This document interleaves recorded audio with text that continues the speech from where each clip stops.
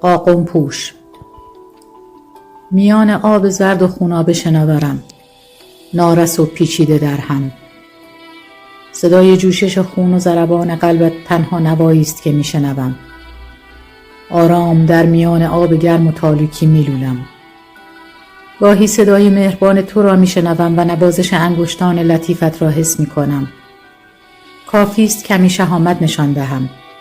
طناب سیاهی که از شکمم بیرون زده را 3 بار دور گردن خود بپیچم و آن را محکم بکشم. آن وقت هنگام بیرون آمدن چند بار دست و پا بزنم و تقلا کنم و مثل ماهی در خاک افتاده با رقصی زیبا همراهت به خوابی آرام و همیشگی فرو بروم. اینطور از شر قاقم سفید پوش هم خلاص می شوم. قاقمی که تنها زیبنده کلاه سفید و زیبای توست. تا قبل از 5 سالگی مامان تاجی با مهربانی مراقبم بود و تر و خشکم می کرد. فقط گاهی اوقات با خود فکر می کردم کاش مادر من هم مثل مادر بقیه همسن و سالهایم جوان و زیبا بود. اما موضوع آنقدرها برایم اهمیت نداشت. روزی عسل دختر همسایه‌مان که 10 سال از من بزرگتر بود عکسی را نشانم داد. زنی جذاب و دلربا با کلاه سفید خزدار کنار پدرم نشسته بود. دستش میان انگشتان پدر بود و به من لبخند میزد. زیباترین عروسی که تا آن زمان دیده بودم. قسم خوردم که درباره عکس و حرفهای عسل به کسی چیزی نگویم و به قسمم پایبند شدم.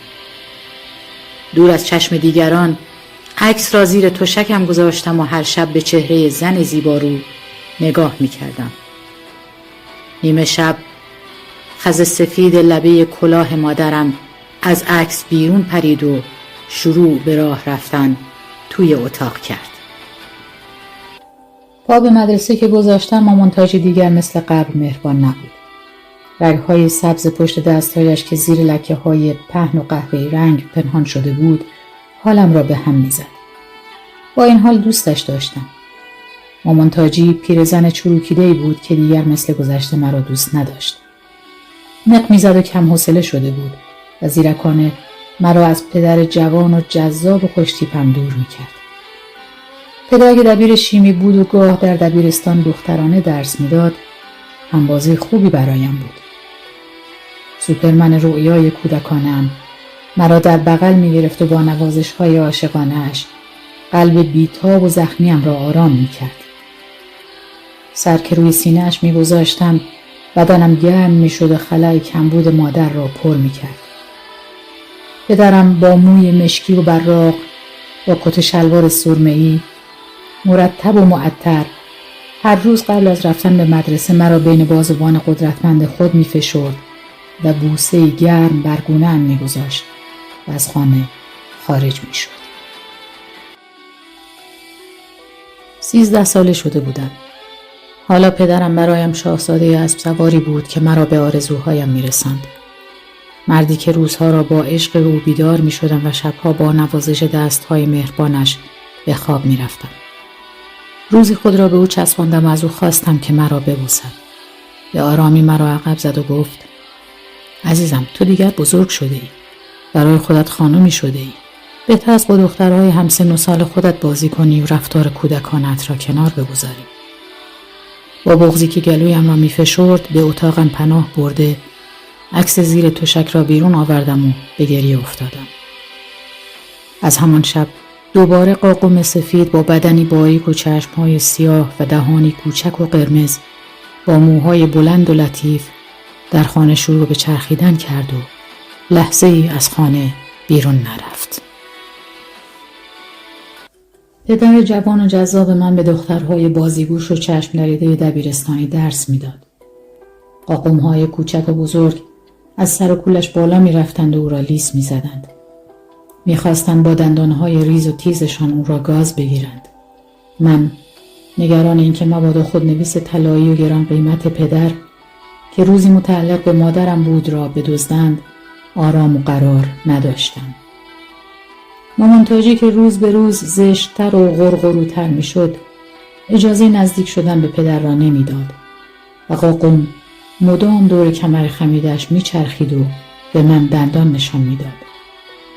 دستم به خودنویس طلایی و گران قیمت پدر که در طبقه دوم کتابخانه بود نمی رسید. صندلی را زیر پا گذاشتم تا خودنویس را بردارم و از سلامتش مطمئن شدم. با صدای فریاد تاجی از جا پریدم. پیرزن محکم پشت دستم زد و مرا از کتابخانه دور کرد. قاقم به نرمی دور خودنویس پدر میچرخید. با زبان کوچکش آن را لیس میزد و با چشمهای سیاه و گردش مرا میترساند. عسل راست میگفت. پدر آنقدر ساده بود که یادش میرفت فقط متعلق به من است و نباید اجازه بدهد دیگران فکر کنند مال آنهاست. تاجی لباسهای پدر را مرتب میکرد، پیشانیش را میبوسید و با لبخند او را روانه کار میساخت.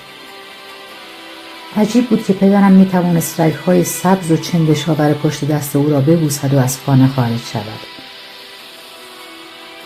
چروکهای دور لبهای قرمز و موهای سفید تاجی آزارم میداد، اما سعی میکردم دوستش داشته باشم. روزی دلم به حالش سوخت. تصمیم گرفتم در نظافت خانه کمکش کنم. به آشپزخانه رفتم و همه مایع ظرفشویی را کف آشپزخانه ریختم و با آب و جارو مشغول شستن کف شدم. قاقم دور و برم میچرخید. ناگهان به سمتم جهید و دندان تیزش را در دستم فرو کرد. فریاد زدم: مامان تاجی کمک!